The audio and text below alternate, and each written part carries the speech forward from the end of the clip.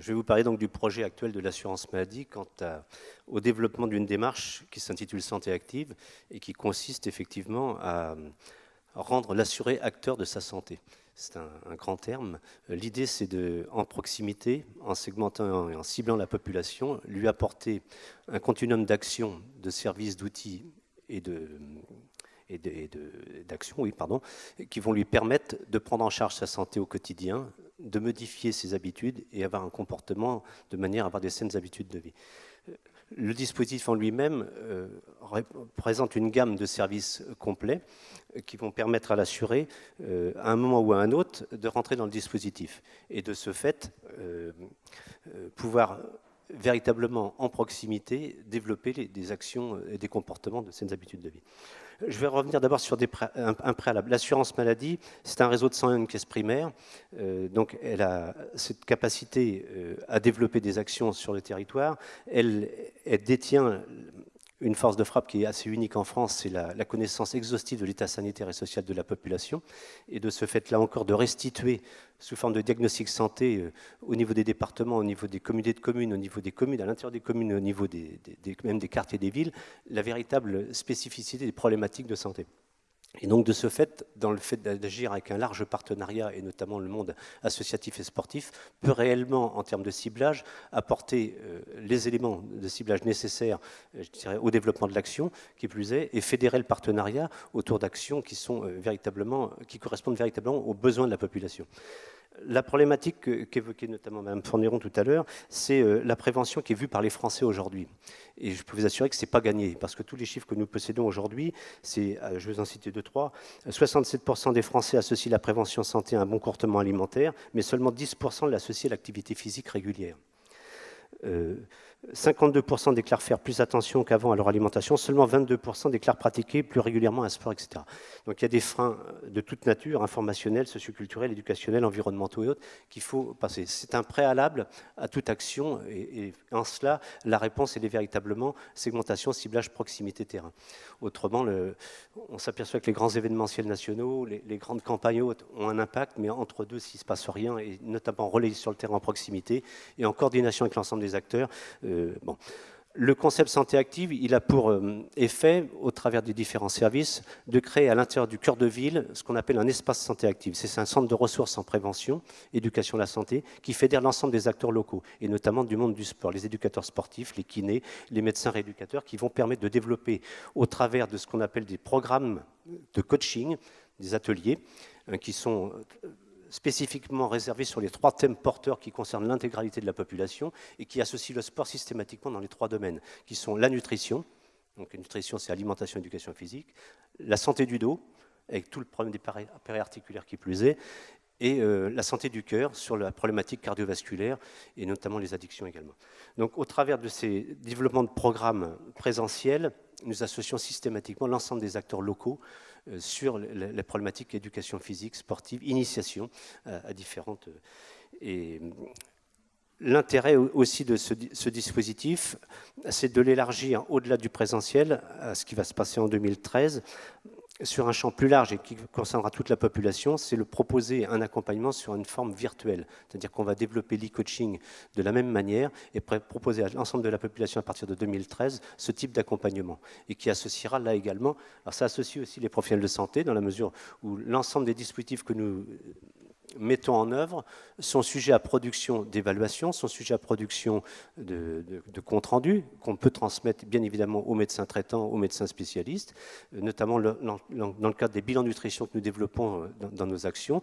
Nous demandons à l'assuré s'il est d'accord pour qu'on transmette ce bilan nutrition à son médecin traitant et de ce fait, là encore, on crée une osmose entre les partenaires sur la problématique. Et l'idéal, c'est même que les médecins traitants renvoient vers ces dispositifs, les espaces santé, les actions de coaching, les actions de bilan nutrition, la ligne nutrition, les patients qui en ont le plus besoin, bien évidemment. Donc là, c'est vraiment dans le cadre de cette coordination, je dirais, permanente et générale.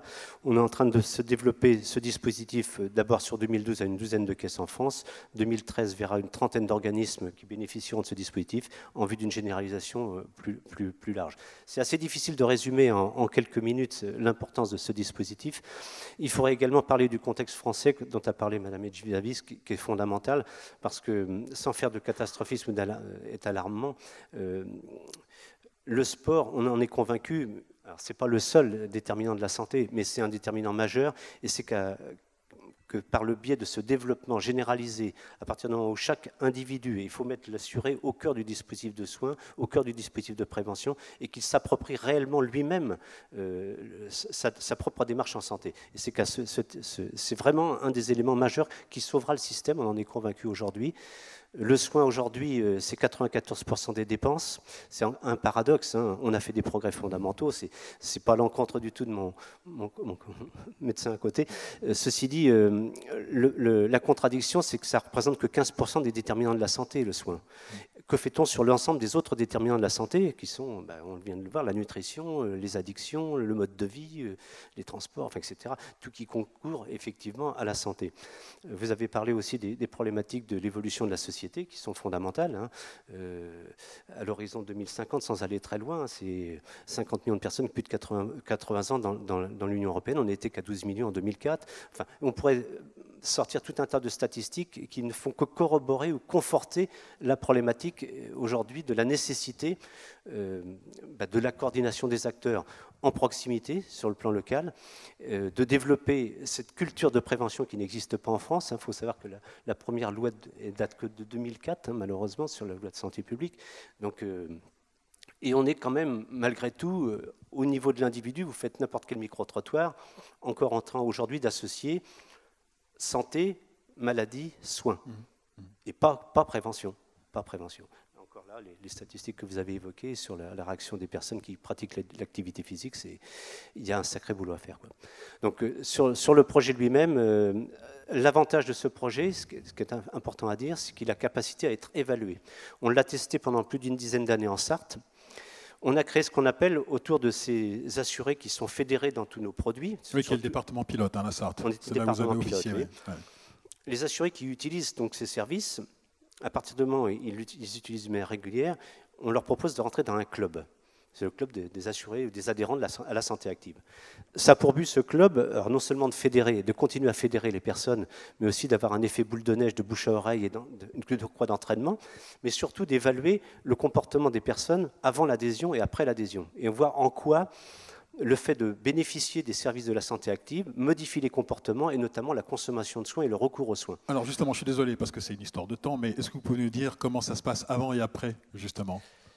Eh bien, les évaluations qu'on a pu faire, qui sont des évaluations scientifiques, puisqu'elles sont corroborées par l'Université du Maine, le département mathématique et scientifique de l'Université du Maine, démontrent, et de manière officielle, et c'est en ça que le directeur général a décidé de généraliser ce dispositif, que suite à l'adhésion et dans les mois qui suivent la pratique des différents ateliers ou des différents services qu'on propose aux personnes, on a une inversion de tendance majeure sur la consommation d'actes médicaux, sur la consommation de médicaments, sur les actes de kiné, sur les arrêts de travail. Majeure, c'est-à-dire, à peu près